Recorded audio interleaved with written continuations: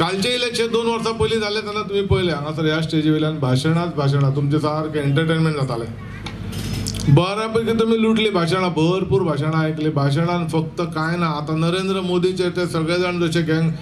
गँग अप जाला आनी सगळे जाण ताका काडूंक सोदता पळय तशी सेम परिस्थिती ह्या मतदारसंघात आसली गेल्या हेका इलेक्शनाक आनी सगळे जाण मेळून हांगा नायक मिलिंदाक काडूंक सोदताले थंय नरेंद्र मोदीक आनी नायक मिलिंदाक फरक काय पडोंक ना कारण तुमी आमचे सगळे बरे मागपी लोक आमच्या वांगडा आसलेले लोक ज्यांच्या खातीर आमी वावरले पळय गेले 12 वर्सां तेचे तुमी फळ आमकां दिले तेची पावती दिली बरे भाशेन गव्हर्नमेंट चलताले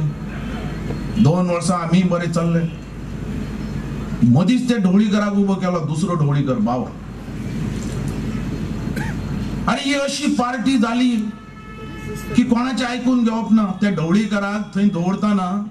आमकां केन्ना मिटिंगेक आपुना